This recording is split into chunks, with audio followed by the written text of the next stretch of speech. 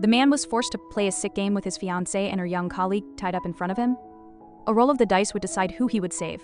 If it was an even number, he'd save his fiancée of 10 years, but if it was odd, he'd save the new girl. The kidnapper taunted him as he shook the die, his face full of agony. The die clattered across the dirty floor and landed on a 4. His fiancée breathed a sigh of relief, but the younger girl started to cry. Just when it seemed like the choice was made, the man suddenly claimed his hand slipped and the roll didn't count. His fiancée just stared at him in disbelief. The kidnapper laughed and told him he could roll again, but only if he got on his knees and begged 3 times. Without hesitating for even a second, he got on his knees.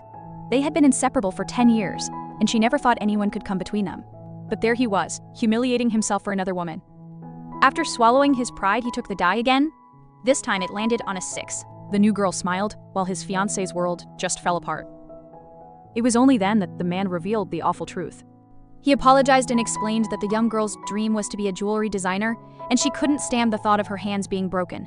He told his fiancée that she was strong and could take the pain. He believed she could get through it. In a last, desperate plea, she screamed that she was pregnant, but he refused to believe her and accused her of using a baby to lie. The kidnapper dragged her to a table and started to crush her fingers one by one with a pair of pliers.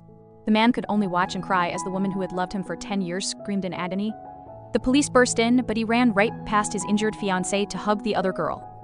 He thought about their time together, from their childhood promises at the orphanage to the day he made her his general secretary, betraying the woman who had helped him build his empire. He remembered their night together when he promised her the world, only to look down at his blood-soaked hands and mumble something about the next life. Suddenly, she shot straight up in bed. It had all been a nightmare. But then she saw her young colleague standing by her bed, with a look of fake concern on her face. In that moment, she knew her horrible dream was a warning. She finally saw the truth. The man who chose another woman over her walked into her hospital room and handed her a cheap sandwich. It was the same bland sandwich she'd been eating for years to secretly pay off his student loans, a sacrifice he never even knew about. Then he showed her just how deep his betrayal went. He told her he gave her job to the other woman, claiming it was so she could get some rest. But the real reason was much more cruel. Photos of him with the other woman had leaked, and to protect his new love from what people would say, he told the media she had never been his fiancée. His plan was to marry the other woman to shut down the rumors, then divorce her and come back to marry his fiancée later. He just told her to be patient and wait. Then he casually knocked a glass of water on the floor and told her he'd just buy her a new one before rushing off to save the other woman from reporters. But she finally understood. You can replace a broken glass, but you can never fix a broken heart. She decided she was done with him, kicked him out of their private group chat, and texted her childhood friends for help. But her nightmare wasn't over. The other woman showed up soon after, falling to her knees in a fake apology while showing off the hickeys on her neck. When the fiancé tried to leave, her rival threw herself on the floor right. As the man walked in, he immediately accused his fiancée of being violent and told her to stop putting on an act and just go home. He didn't even look at her injured hands. Later, her colleague told her the terrible news. Not only had he ignored her calls for help when she was sick with a fever, but his public denial had led to nasty rumors that she was dirty and had been assaulted during the kidnapping. That was the last straw. She knew she had to fight back. She told her colleague to set up a live broadcast to tell everyone the truth. But right as her revenge was about to start, 2 men burst into the room and grabbed her friend. It proved her ex-fiancé would stop at nothing to shut her up. On the rooftop, surrounded by his guys, he gave his former fiancée an ultimatum. She had to get on her knees to save her friend from being drowned over and over again. As she humiliated herself and got down on her knees, the other woman screamed at him. She yelled that a proud woman like his ex-fiancé makes other people beg, and that he was nothing but a scumbag. He coldly lit a cigarette and ordered his men to keep going. He only stopped when his ex-fiancée agreed to his terms. Then he laid out his demands. First, she had to accept all the lies being spread about her. Second, she had to go to the company's annual party in 3 days. And third, at the party, she had to give a speech in front of everyone congratulating him and his new bride. Before leaving her kneeling on the cold concrete, he coldly took off his jacket and gave it to the other woman. At the party, she watched him announce his wedding. He shamelessly declared that she was just like a sister to him, a lie he told to protect his new relationship. Then he called her up on stage to give her blessing. With a smile that could cut glass, she wished them a long life and a son soon. But the other woman wasn't done yet. She came up to her and whispered cruel insults, saying he thought his ex-fiancé was old and disgusting. She grabbed her by the wrist, and in the struggle that followed, she crashed into a champagne tower, cutting her hand and dropping her bracelet.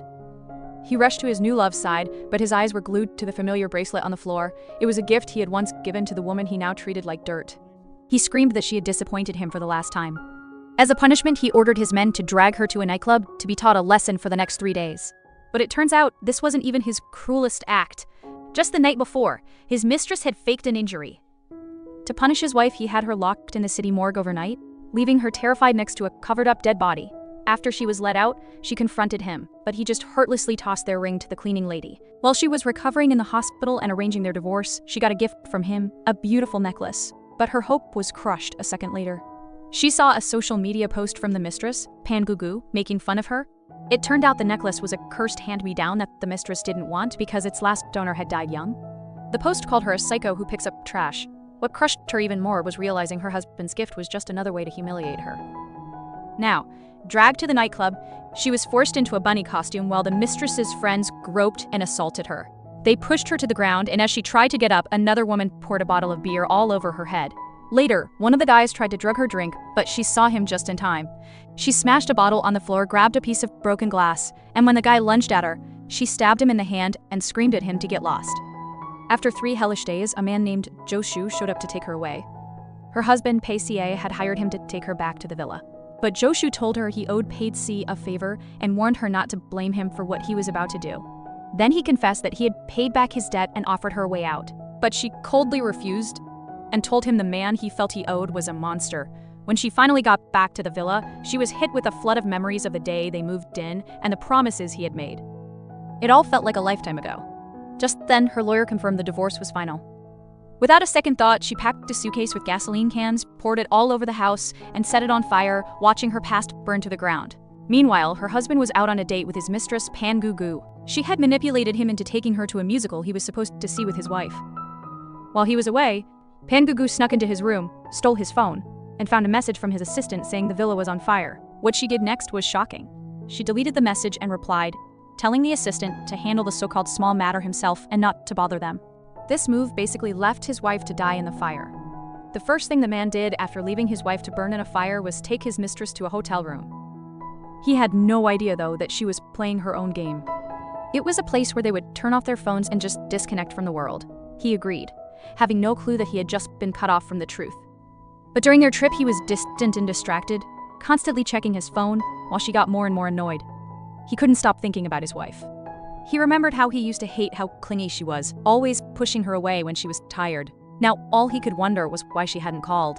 The silence was creeping him out. He was haunted by a memory of him, and his wife in bed, with her face turned away from him. The next day at the office, his mistress climbed onto his lap and whispered that she knew him better than anyone, suddenly finding the whole affair tasteless. He announced he was going home, leaving the furious woman there to curse his wife's name. As he sat in his car, he got a call from his insurance company. They told him that his villa had burned down 3 days ago. He panicked and asked if anyone was inside, but the agent confirmed the house was empty when the fire started. His relief didn't last long. The agent then dropped the most shocking news. They suspected his wife, Sui Huan, had set the fire herself. On top of that, because she was missing, the insurance claim was now being disputed. Furious that his wife would burn their house down and disappear without a word, he tried to call her, but her phone wouldn't connect. He then called his assistant and exploded with anger for not being told sooner. The assistant replied that he himself had ordered not to be bothered with small matters. The man screamed at him to find Sui Huan by tonight or he was fired, but the assistant delivered another blow. He had already looked into the night of the fire, and all the security cameras near the villa had been destroyed. He rushed to the burned-down villa, and a wave of memories flooded his mind. He remembered his wife excitedly showing him the blueprints and insisting on designing their home herself because it was finally theirs. She had planned a small yard filled with begonia flowers, which were her favorite. The memory cut deep as he stared at the burnt remains of the plants. She had loved begonias since they were kids at the orphanage, but he had let his mistress rip them out and replace them with roses. Now heartbroken, he fell to his knees next to the ruined garden. Among the rubble, he found their wedding photo, the one his wife had carefully chosen. It was now smeared with a bloody handprint, and the chilling words saying that they were over. Tears streamed down his face as he clutched the frame. He remembered all the love and effort she had poured into making their home, a safe place he had ruined by letting another woman in and letting her walk all over his wife's heart. Overwhelmed with regret, he admitted he was wrong, crying out her name in despair. His grief was shattered by a message from his assistant. It was a screenshot of their earlier conversation about the fire, a conversation he had never seen, and a chilling realization hit him. He had been with his mistress that day. He had asked her if anyone had called, and she had lied. It was her. His mistress had intercepted the call, deleted the history, and replied as him, leaving him completely in the dark while his world burned down. It was all her fault. A cold rage took over as he ordered his assistant to look into everything she had ever done behind his back. The proof came in moments later, and it was devastating. Just then his phone rang. It was the man from the video. He demanded to know who gave him the right to bully his wife. But the man on the other end just laughed and questioned if she was even his woman. He said he'd never seen a man send his own wife to be sold and humiliated. Then he invited him to the club to settle the score and to see something he had left for him.